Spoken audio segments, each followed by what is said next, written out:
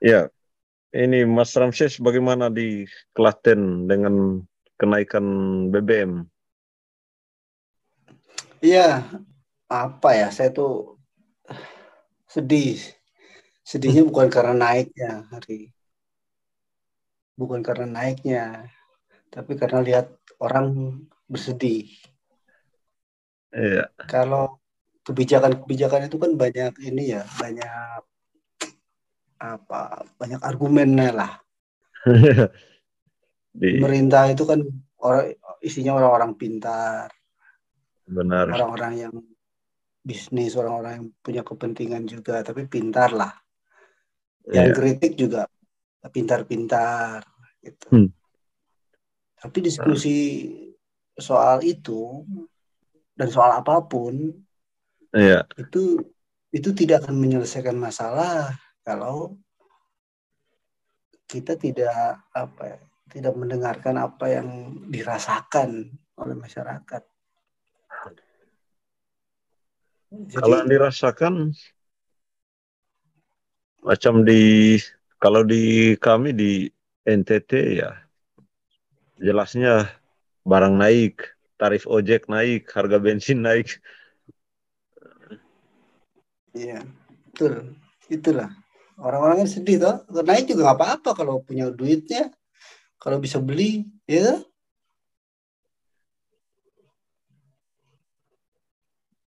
barang naik itu tidak masalah kalau orang semua bisa membelinya.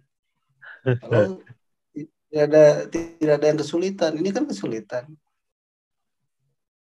Nah itu bagian itu yang soal rasa itu yang karena banyak orang diam sekarang, banyak Iya. orang diam, banyak orang merapat ke istana, terus banyak orang yang itu saya nggak mau mikir itu, saya sibuk aja ini saya cari kerja atau apa atau nggak berani gitu. Jadi walaupun pintar-pintar, tapi tidak punya empati. Yang punya itu argumen untuk kepentingannya sendiri. Iya. Memang dari dulu ya pasti sudah disiapkan alasan alasan kenapa dinaikkan, membuat Iya, kita juga mau bantah ya tidak bisa karena kita tidak tahu apa-apa mungkin ya Mas. betul, betul. Tapi rasa itu kita punya. Kita tidak Benar. tahu apa-apa, saya tidak tahu apa-apa. Dikasih penjelasan 5 menit aja oleh orang pemerintah, mungkin langsung kita angguk-angguk kepala, mengiyakan. Ya, tapi yang dilupakan adalah rasa. Maksud saya rasa itu yang harus dikedepankan sekarang itu, baik oleh kita masyarakat maupun oleh pemerintah atau oleh para pengambil keputusan dan para pengusaha. Empati lah. Gitu. Tapi kan kita dihibur juga dengan bantuan BLT apa namanya itu istilahnya. Ya, ya, seperti itulah. Tapi rasa yang kita rasakan itu bagaimana? Jujur nggak kita senang dengan pemberian-pemberian itu?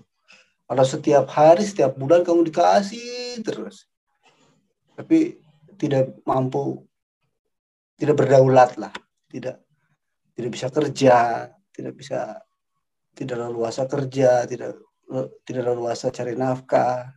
Walaupun dikasih kan tetap aja perasaan beda. Dan bantuan-bantuan itu kan ya namanya juga hutang ya, maksudnya dia sesuatu yang kalau dari sesuatu yang entah dari mana itu pasti kan ada masalah nantinya. Tapi rata-rata nih masyarakat kalau saya lihat saya sendiri juga hutang kok makin banyak nih Makanya, masyarakat. makanya itu kan sebuah kesenangan sesaat dikasih itu. Ya Mending mana dikasih tiap bulan tapi nggak boleh ngapa-ngapain, kita nggak mau boleh minta bicara. bantuan teman untuk pinjam ternyata teman juga punya utang. Berat. Iya, itu. Kalau gitu nggak usah ada pekerjaan semuanya aja diam di rumah. Biar pemerintah aja kasih. Maksud saya persoalannya bukan sekedar naik turun harga tapi juga aspirasi, bukan hanya aspirasi politik ya, tapi aspirasi warga. Makanya pendekatan yang dilakukan oleh teman-teman yang jadi jadi media bicara, karena saya mungkin orang dari sisi komunikasi ya, itu bukan bukan saling mengembangkan dan saling beradu argumen, bukan itu. Tapi perasaanmu bagaimana, rasamu bagaimana, rasanya bagaimana kalau berebut bantuan sama tetangga, rasanya bagaimana kalau kamu dapat bantuan tapi tetangga tidak, rasanya bagaimana kalau kamu tidak dapat bantuan sementara orang lain yang lebih mampu dapat bantuan, rasanya gimana tiap hari kita tidak tahu akan berapa yang dapat kita dapatkan dari bantuan itu, rasanya bagaimana. Dan persoalannya persoalan rasa. Ini makin sulit nih, sudah selesai COVID kemarin, makin sulit. Iya. Gaji juga tidak naik-naik. Iya, sulit lagi karena kita terlalu fokus pada hal itu, pada hal-hal yang di luar kita sebetulnya, yang ngabisin energi di persoalan teknologi komunikasi, di persoalan politik, di persoalan lain gitu. Kan itu sudah banyak sejarahnya bahwa kita itu punya kekuatan gotong royong, masyarakat itu punya kekuatan yang organik gitu.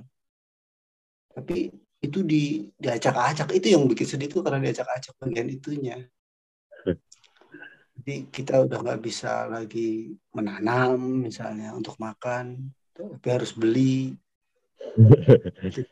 untuk beli itu.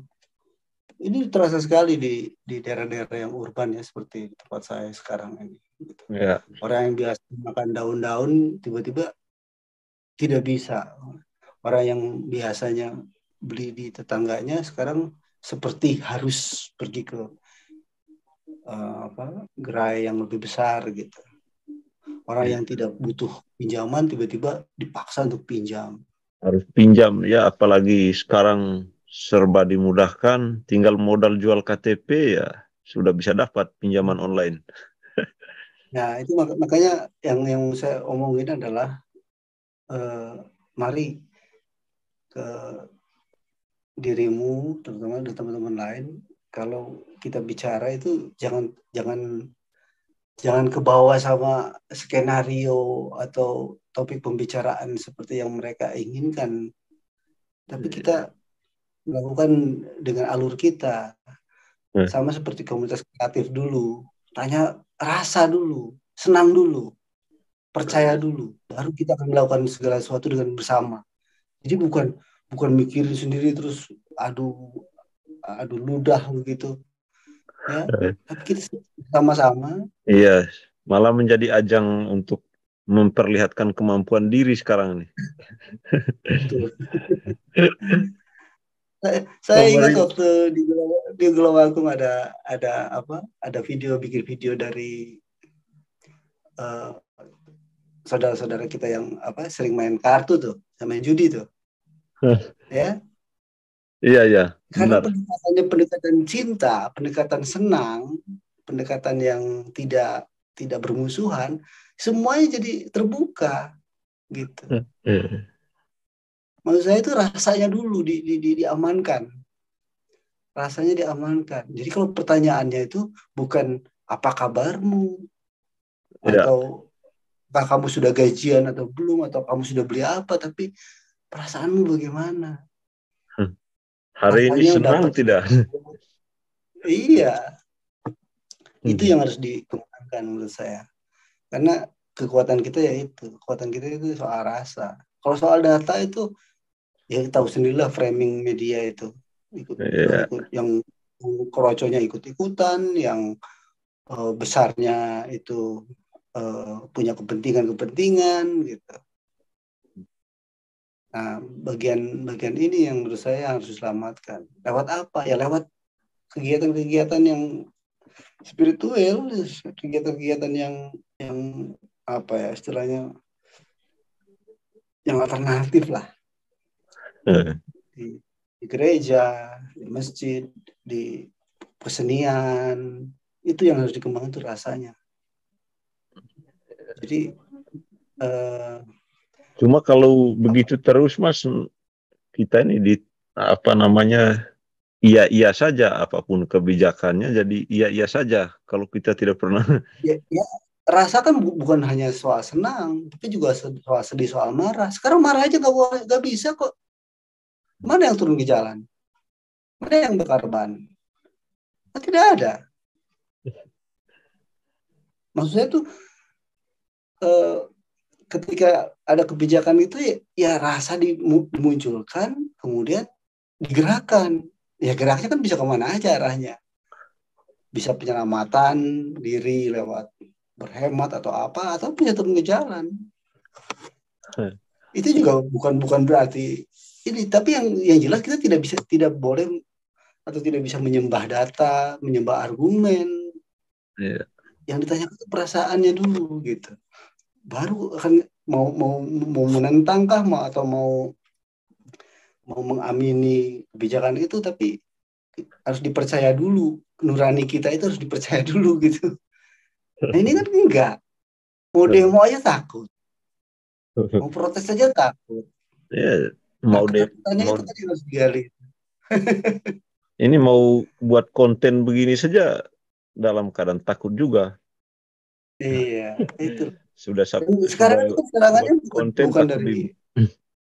bukan dari aparat, tapi juga dari teman-teman kita sendiri. Hmm.